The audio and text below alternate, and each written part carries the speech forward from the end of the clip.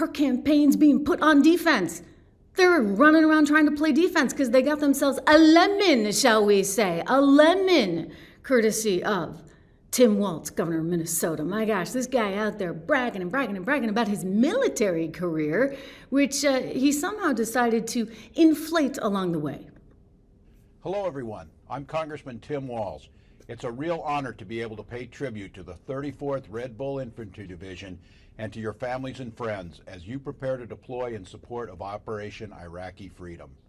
As a 24-year veteran of the National Guard and the Red Bull Division and a retired Command Sergeant Major, I'm especially proud of you. You are continuing a long and great tradition of service by the citizen soldiers of the 34th, a tradition symbolized by the fact that I'm going to stop it for a second. Did you hear what he said? Let's go back. Long and great tradition of Whoops, right here. Retired Command Sergeant Major, I'm especially proud of you. Okay, so that's not actually true. That's what's kind of interesting here. When I said he was inflating, I really and truly was not kidding. Ladies and gentlemen, let's get the real story, okay? Let's talk about what he really was. I mean, how do you say this for 24 years in politics and nobody figures it out until now? Anyway, it turns out he did not retire as a Command Sergeant Major, E9, classification E9, despite claiming, as you just saw, and by the way, they got more tape. C-SPAN's got tons of it. There's tons of tape of this guy. He's been going around saying I was a Command Sergeant Major. He never retired as that because apparently he didn't complete all the requirements to secure that higher rank.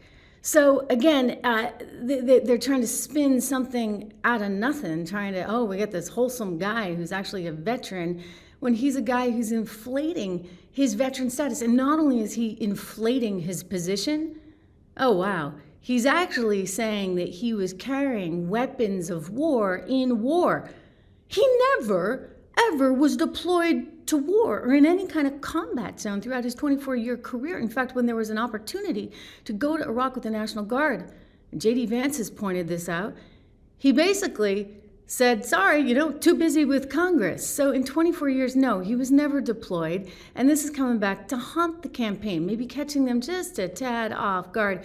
Here we go. This is in the Wall Street Journal, ladies and gentlemen, today. And I quote, after 24 years in the Guard, Walz was the Command Sergeant Major, the highest ranking enlisted soldier of an artillery battalion. He was reduced in rank after retiring, leaving him as a Master Sergeant. So that was the title he had. I mean, not that we need to be specific, right? I mean, hey, when you're as left as Kamala, there's no need to be specific on anything. He was reduced in ranks months after retiring, leaving him as a Master Sergeant. Minnesota National Guard officials have said that Walz retired before completing coursework at the U.S. Army Sergeants Major Academy, along with other requirements associated with his promotion. So he got the promotion, and he was supposed to do a set number of things, and he just waltzed out of there. Waltzing away. The campaign declined to comment on why Walz's official biography misstated his retirement rank.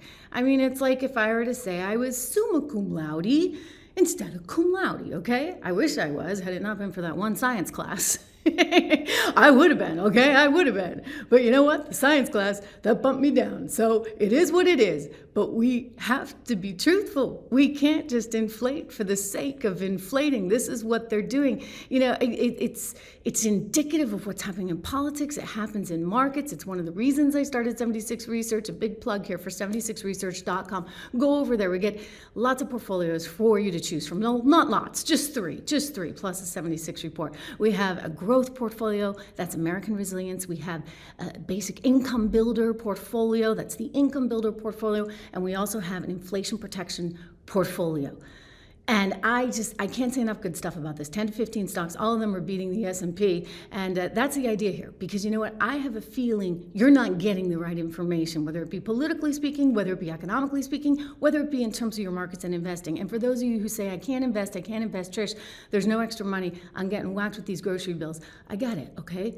But try, all right? That's my advice to you. Try. If you're going to spend $5 a day on incidentals, like, a latte, don't take that $5 and put it in the markets and actually start investing and plan for your future. I mean, listen, any which way you slice it, over a long enough time period, generally you could count on about 10 years, you're going to way outperform anything that you could otherwise do. So the real way to actually combat inflation, besides having a diversified portfolio, which you know I believe includes gold, look, you got to look at something like investing in actual stocks that will make you money in the long run. So go and get those 10 to 15 names each at 76research.com, or if you just want to dip your toe and go get the 76 report, 76report.com or 76research.com. Listen, I am telling you, this is a very weird moment in time. Donald Trump weighing in on this Biden coup, and I don't know what we call it other than a coup, right? They took the guy out. They took him out right in front of our very eyes. And it's amazing considering American voters, they went to the polls and voted for the guy. And they were told it was misinformation if we, like yours truly, were to talk about how he was declining. Biden was declining in terms of his mental acuity. They were fighting that stuff like it was tooth and nail. And then until they decided, and that was a very coordinated effort with Jake Tapper's help over at CNN, they decided they were going to take down Biden. They got NBC involved. They got the New Yorker involved. They got the New York Times involved. And sure enough, they did it. Donald Trump recognizes this. I mean, hey, Biden was no great shakes. But it's a little bizarre what just went down. He talks about this. Exactly how, ladies and gentlemen, the presidency was stolen from Joe Biden. I want you to hear it. The presidency was taken away from Joe Biden. And I'm no Biden fan, but I'll tell you what, from a constitutional standpoint, from any standpoint you look at, they took the presidency away.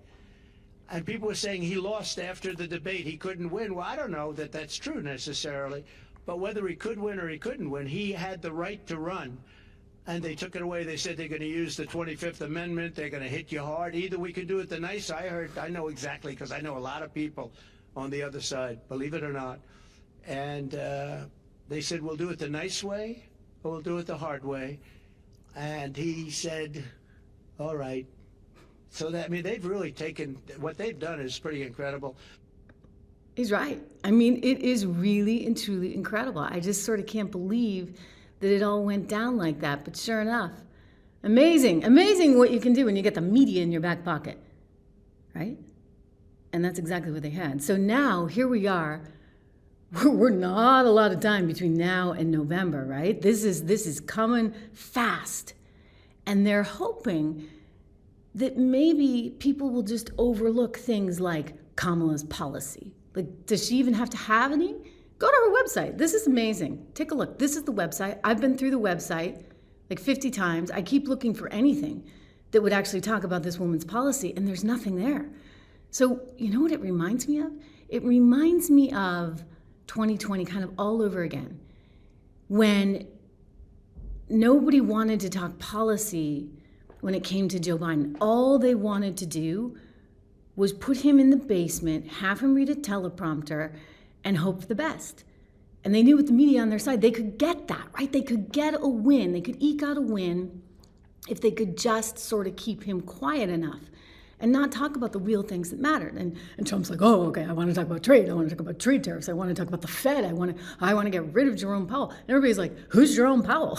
Like, nobody wants to talk about, in the media, actual policy. And I know this from experience. I mean, look, I've worked at enough media organizations to know, first of all, as a financial reporter, I was the only one who got jazzed, like on Fed Day. Nobody actually, except at the financial networks, nobody in mainstream media actually cared about the Fed or cared about trade or tariffs or any of the economic policies that actually really will dictate our future. Nobody cared. Nobody wanted to do it. They just wanted to talk about palace intrigue all the time. And so this is what the Harris campaign is serving up. They're not serving up anything of substance whatsoever.